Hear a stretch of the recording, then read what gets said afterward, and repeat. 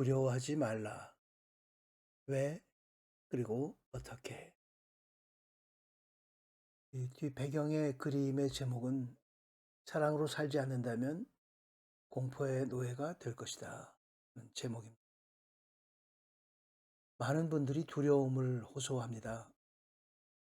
경제적, 정치적 불안정에 대한 두려움, 또 건강에 대한 두려움, 진로에 대한 두려움, 자녀들과 가정사의 문제로 인한 두려움, 마주해야 할 변화에 대한 두려움, 사랑하는 사람으로부터 버려질까 두려움, 잊혀질까 두려움, 알 수 없는 불안감으로 인한 두려움, 그런 두려움들이 많은데 가벼운 근심이나 걱정으로 지나갈 수도 있지만 압도적인 공포감으로 영혼의 질병으로 변질될 수도 있습니다.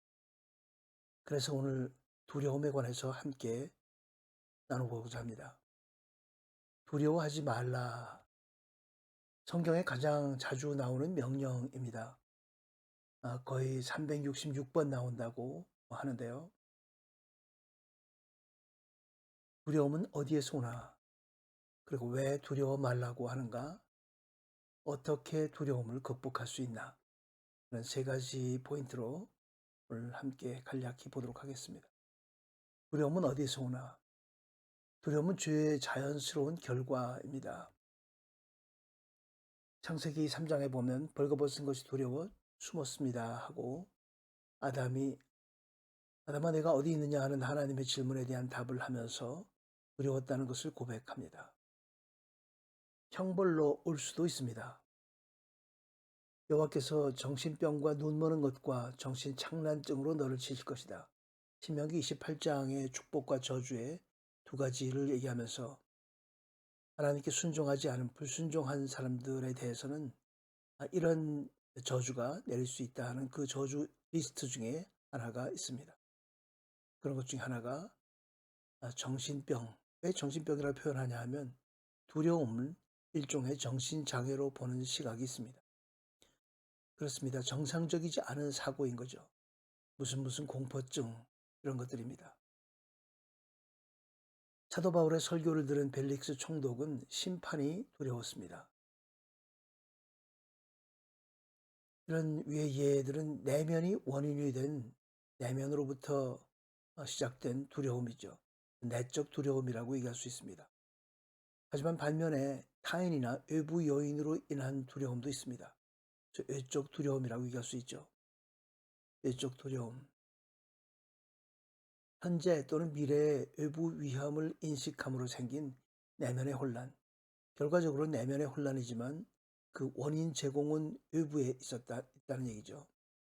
위험한 상황이나 적의 위협의 실행이 예상될 때 이런 두려움이 우리에게 찾아옵니다. 특별히 전쟁에 대한 공포죠. 결국 죽음에 대한 공포입니다. 특히 영적 전쟁에서도 동일하게 적용됩니다.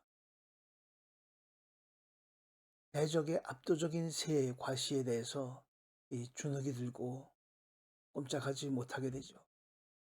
예를 들어 애굽의 그 세, 골리앗, 아수르, 바벨론, 제국, 우상, 권력, 성경에 많은 예들이 나옵니다. 오늘날 우리의 현실에도 마찬가지입니다. 상대방의 압도적인 어떤 세력을 과시할 때 우리는 거기에 힘을 잃게 되고 두려움을 느끼게 됩니다. 그렇게 되면 그것이 어떤 영향을 미치냐면 강요와 강압으로 변질되게 되죠. 일방적인 힘을 과시하면서 그렇게 됩니다. 그러면 이쪽에서는 용기를 상실하게 됩니다. 중요한 건 용기인데요. 용기를 상실하고 활동이 제약되는 거죠. 그렇기 때문에 그 용기를 상실하지 않도록 성경은 끊임없이 강하고 담대하라, 굳게 서라, 보라 이런 인커리지하는 그런 말씀으로 가득하게 됩니다. 모세는 이스라엘 백성들에게 말했습니다. 두려워하지 말라. 굳게 서서 여호와께서 오늘 너희에게 베푸실 구원을 보라. 너희는 이 이집트 사람들을 다시는 보지 못할 것이다. 여호와께서 너희를 위해 싸우실 것이니 너희는 그저 가만히 있기만 하면 된다. 그때 여호와께서 모세에게 말씀하셨습니다. 내가 왜 내게 부르짖느냐? 이스라엘 백성들에게 계속 가라고 하라. 계속 가라. 중요한 말씀입니다. 왜 두려워하지 말라고 했는가? 특별히 신약에서도 예수님은 이상할 정도로 굉장히 여러 번 두려워하지 말라고 말씀하셨습니다. 첫 번째는 창조 목적에 어긋나기 때문이죠. 창세기 3장 9절 아담아 내가 어디 있느냐 하고 죄를 지은 아담을 하나님께서 찾아다니셨습니다. 그랬을 때 두려워서 숨었다고 대답을 했죠. 그것은 하나님께서 인간을 만든 창조 목적에 위배되는 일입니다. 숨어 있는 모습이 아니고 당당하게 하나님의 형상을 갖고 피조물들을 다스려야 되는 의무가 있는 거죠. 할 일이 있기 때문입니다. 두려움의 종착지는 결국 죽음입니다.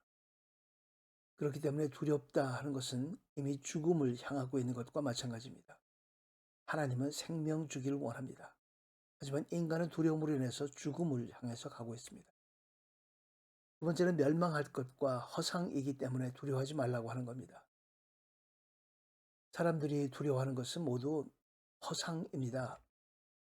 애굽 골리앗, 아수르, 바벨론 제국, 우상, 권력, 이 모든 것들은 전부 결국은 시간 안에 잠깐 있다가 없어질 것들이고 결국 하나님의 피조 세계 안에 있는 그 피조물들에 불과합니다. 하나님께서 주권적으로 처리할 대상들에 불과하게 됩니다. 그렇기 때문에 두려워할 필요가 없다는 거죠. 어떻게 두려움을 극복할 수 있나? 첫 번째는 사랑으로 극복할 수 있습니다. 사랑에는 두려움이 없습니다. 온전한 사랑은 두려움을 내쫓습니다. 두려움은 징벌과 관련이 있기 때문입니다. 두려워하는 사람은 아직 사랑 안에서 온전케 되지 못한 사람입니다. 또한 1서 4장 말씀입니다. 벌받을까봐 두려워서 신앙을 찾는 분들이 있습니다. 상당히 좀 이단적이라고 얘기할 수 있죠. 하나님의 사랑을 안다면 벌받을까봐 두려워할 수가 없습니다. 예수 십자가 피로 우리 사랑으로 구원받았습니다. 구원은 이미 이루어진 사실이고 우리는 믿기만 하면 됩니다.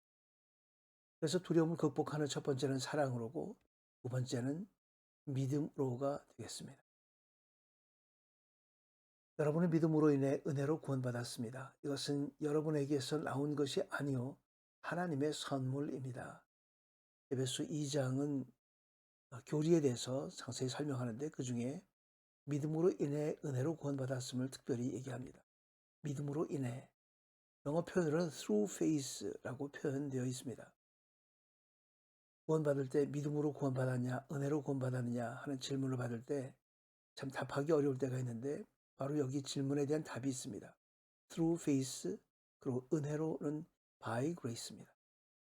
믿음이라는 이것을 통해서 하늘 땅과 하늘을 잇는 어떤 굴뚝 같은 것으로 연상을 해볼 수 있겠죠. 그 모든 것은 은혜로 주어진 것이지만 그런 믿음을 통해서 우리는 구원받았습니다. 구원은 흔들리는 약속이 아닙니다. 그것은 굳건하게 우리에게 주어진 선물입니다. 굳게 서라. 오늘 그 출애굽기 본문의 마지막에 나온 말씀이죠. Stand firm. 굳게 서라. 굳게 선다는 말씀은 믿으라 하는 말씀과 동의어입니다. 히브리어는 아멘이라고 하는 동사를 쓰는데 바로 굳게 서라, 믿으라 똑같은 말입니다. 우리는 믿음으로 두려움을 극복할 수 있습니다. 결론입니다.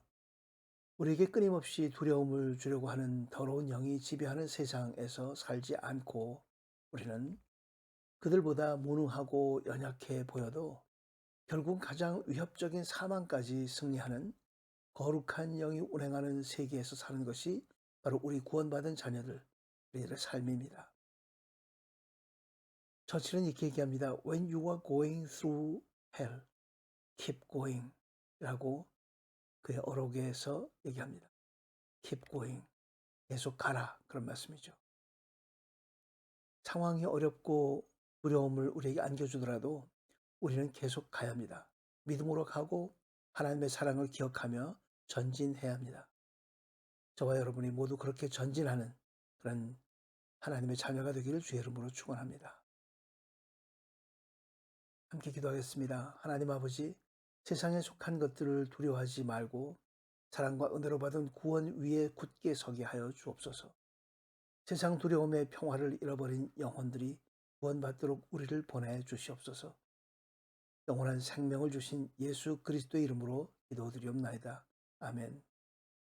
끝까지 시청해 주셔서 감사합니다. 언제나 늘 감사드립니다. 건강 조심하시고 다음 시간에 뵙겠습니다. 감사합니다.